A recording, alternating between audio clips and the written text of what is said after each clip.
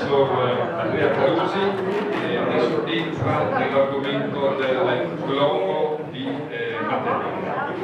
Quindi è il nostro tipo. Questa è molto più rapida, non vi preoccupate.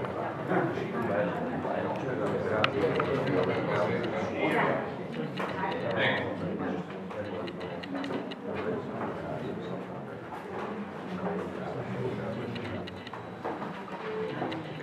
Allora, il globo di Matelica è una meridiana, quindi come tale segna le ore. Ma non segna solo le ore, segna tante cose ed è tecnicamente veramente stata una scoperta sorprendente, perché è un oggetto semplicissimo, adesso lo vedrete, ma malgrado la sua estrema semplicità è un oggetto molto complesso che riesce ad avere molte funzioni più o meno tutte insieme. Eccola qua. Dunque, la valle, quella che noi amichevolmente chiamiamo la valle di Matelica. È stata scoperta a Matelica. Matelica è un paese vicino in provincia di Macerata, è un globo di marmo, eccolo qui, circa 30 cm di diametro. Quella che troverete qui nel profilo delle meridiane è il doppio di diametro. La parte inferiore è molto rozza, non è molto ben lavorata, mentre la parte superiore è estremamente accurata. Quindi diciamo, qui c'è una linea incisa che chiamiamo l'orizzonte o l'equatore, c'è un'altra linea incisa qui che chiamiamo il meridiano, a metà circa del meridiano c'è un sistema di 3 cerchi concentrici attraversati da un arco di circolo. Poi adesso vediamo che altro c'è.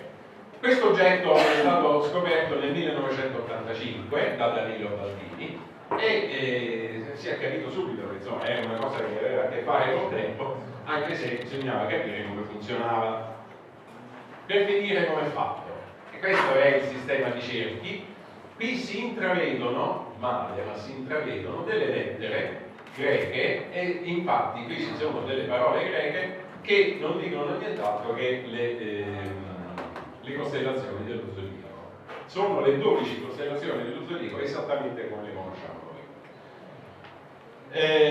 Poi sopra, vedete, in cima alla sfera c'è un foro e altre 2 serie di fori che vanno a formare una figura fatta più o meno a cuspide, e che l'ultimo dei quali si trova sull'orizzonte, sull'equatore, diciamo così, uno a est e l'altro a ovest. In totale sono 13 fori.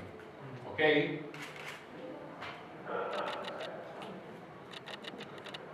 Chiamiamo la faccia anteriore quella con i cerchi e la faccia posteriore quella con i fori. Intorno ai fori sono numerati, i fori sono numerati, cioè ci sono incise delle lettere alfa, beta, gamma, delta, epsilon fino ad arrivare a iota alfa e iota beta, che sono questi 2 fori, che non sono nient'altro che i numeri in greco. Quindi questo è il foro 1, 2, 3, 4, 5, 6, 6 si ripete dall'altra parte, 7, 8, 9, 10, 11, 12, che è il foro di colpo. Quindi questi sono numerati in ordine da 1 a 12. L'ultima cosa che invece è interessante da dire è che intorno, vicino a questi fori grandi, ci sono dei minuscoli forellini, su cui poi eventualmente, se ho detto, vi racconto che cosa sono, se no lasciamo. Questo ve l'ho già detto. L'ultima cosa da dire, e pure questa è importante, è che il centro di questi cerchi sta a un'altezza sull'orizzonte, sulla linea equatoriale, che teoricamente uno si aspetta essere uguale a quella della latitudine di Matelica, perché tutte le meridiane fatte in questo modo hanno lo strumento più importante è capire la differenza in latitudine. Dunque questo foro sta a un'altezza sull'orizzonte pari a 44,9 gradi, che è un po' troppo, perché la latitudine di Matelica è 43,22. Perché ci sta questo scarto? E questo è un altro problema e magari se abbiamo tempo ne parliamo un pochino. Comunque per il momento diciamo che è fatta per la latitudine di Matelica. Come funziona? facciamo un modellino digitale. Questi sono i fori con l'arco di cerchio. Questa è la latitudine di America, 43 eccetera. Questo è l'orizzonte. Questo è il punto in cui sorge il sole nel solstizio d'estate, il punto in cui sorge il sole all'equinozio, quindi l'est, dove sorge al solstizio d'inverno. E questa è la traccia del sole nella giornata. Questa è al solstizio d'estate, questa è all'equinozio, questa è al solstizio d'inverno. Ok?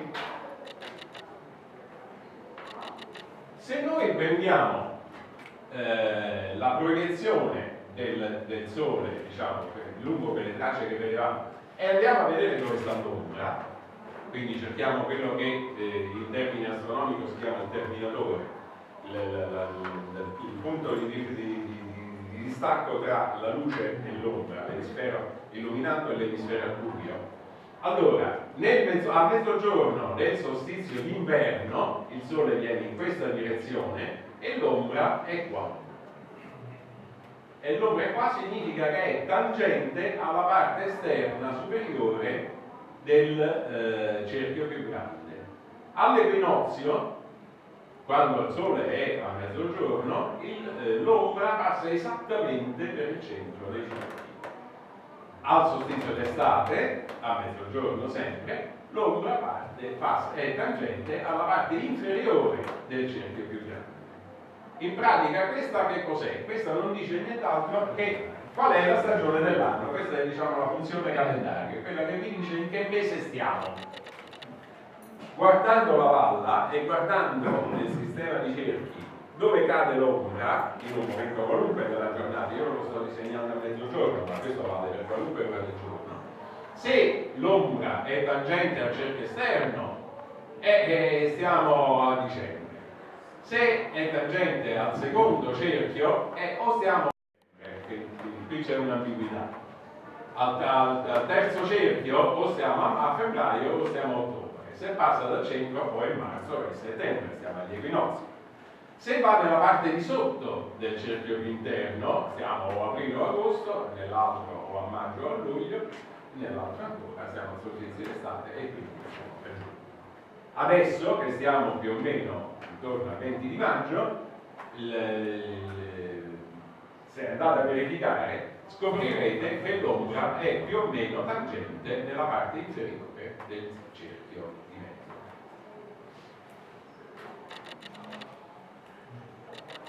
E questo vi dà un'idea del significato dell'arco di cerchio.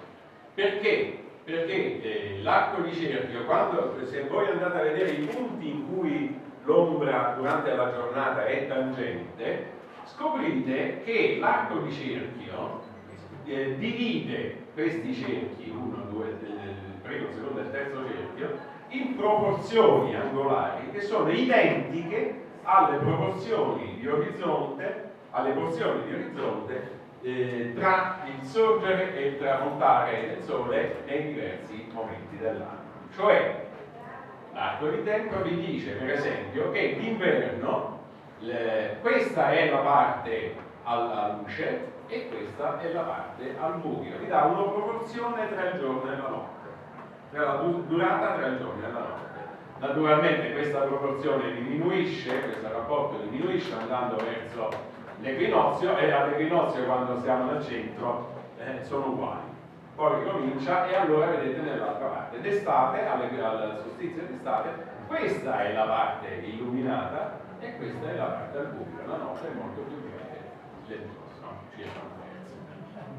Quindi vi dà molte informazioni su come funziona, sul periodo di tempo in cui state osservando. Però c'è anche una funzione orologio. La funzione orologio naturalmente dipende dal fatto che si può ottenere contando sul fatto che queste sono ore greco-romane. Ore greco-romane significa che la parte illuminata della giornata veniva divisa in 12 parti uguali e ognuna di quelle è un'ora. Questo che significa? Siccome d'estate il periodo di luce è molto più lungo che d'inverno, le ore d'estate sono molto più lunghe che d'inverno. Quando nel Vangelo c'è scritto che Gesù morì intorno alla terza ora del venerdì santo, la terza ora era la terza ora a partire dal mezzogiorno. E quindi erano grosso modo le 3 del pomeriggio, però bisogna capire in che stagione dell'anno eravamo, perché potrebbe essere un'ora prima o un'ora dopo, c'è un po' di ambiguità. Comunque, 12esimi dell'arco, questo è sempre il tracciato, diciamo, la proiezione quindi al solstizio d'estate. Questa è la prima ora che comincia all'alba e finisce qui, questa è la seconda ora, terza ora, quarta ora, quinta ora, eccetera, eccetera. Quello di mezzo per l'equinozio e quell'altro per il solstizio d'inverno. Che succede? Succede che se noi colleghiamo l'inizio di tutte le ore, quest'arco rosso per esempio è l'inizio di tutte le prime ore, questo è l'inizio di tutte le seconde ore e così via. E che cosa sono questi archi? Se andiamo a fare a vedere che tipo di archi vengono fuori, questi si scopre che sono tutti cerchi massimi. Che cosa significa che sono cerchi massimi? Il cerchio massimo è un piano che si ottiene, un cerchio che si ottiene tagliando una sfera con un piano che passa per il centro. Quello è il cerchio massimo, cioè il cerchio più grande che si può disegnare su una sfera.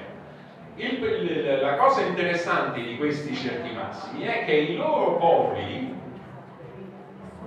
adesso vi racconto cosa sono i fori orari. Cioè, ogni cerchio massimo sulla superficie di una sfera ha un suo polo, che non è nient'altro che il punto della superficie della sfera per cui passa l'asse perpendicolare al cerchio massimo. Nel caso della Terra, per esempio, prendiamo l'equatore è un cerchio massimo. L'asse che è perpendicolare all'equatore passa per 2 punti sulla superficie della Terra che noi chiamiamo poli. Sono esattamente la stessa cosa, ma noi questa cosa la possiamo dire di qualunque cerchio massimo. Va bene? Questi cerchi massimi che si ottengono così, se noi andiamo a vedere dove stanno i poli sono esattamente i fori orari. Perché è importante questa cosa? Perché in qualunque momento dell'anno, all'inizio di quella ora, sempre che le ore siano ore greco-romane, l'ombra passerà per quell'ora. Quindi basta che voi guardate l'ombra dove sta, tra quali fori sta, e voi capite in quale ora della giornata sta.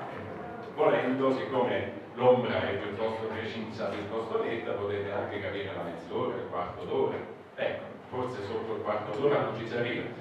Dubito che gli antichi si curassero di pensare ai 5 minuti, insomma. Quindi, però vi sa dire in quale ora siete. Quindi è perfetto, un perfetto lavoro. Questo è, vi fa vedere per esempio il solstizio estivo. Queste sono le ombre, d'accordo? Questa è il tracciato dell'ombra all'alba, e vedete che il tracciato è tangente, qui non si vede molto bene tangente, ma in realtà lo è, al punto in cui comincia l'arco di cerchio, e poi mano a mano che andiamo avanti nelle ore, tutte le ombre sono sempre tangenti al cerchio esterno fino all'altro estremo, all'altro angolo di cerchio, e quindi ricongiungiamo le due funzioni. Bene, ecco questo l'ultimissima cosa che volevo dire è questo fatto dei forellini vicino ai fori, che naturalmente non sono riprodotti lì. I forellini sono nient'altro che la correzione quando qualcuno si è accorto che la palla di materia, la sfera che stava matelica, non era fatta per materia. Vi ho detto che c'era 1,5 gradi circa di differenza nella latitudine, qualcuno se ne è accorto e ha ricorretto la funzione in modo che funzionasse bene la materica, ma non è fatta per materia, è fatta per una latitudine di circa 45 gradi, leggermente meno di 40 gradi. Siamo nel primo secolo avanti Cristo. Che città romana importante c'era alla latitudine grosso modo di Venezia? Aquileia. Quindi è molto probabile, naturalmente non c'è nessuna prova, ma è molto probabile che quella sfera fosse fatta per Aquileia, e probabilmente stata per Aquileia, sarà stata rubata pala, portata dalle parti macerata, dalle parti patemiche o comunque a una latitudine più bassa, riconvertita in modo che potesse funzionare a una latitudine più bassa e poi è stata trovata. Grazie.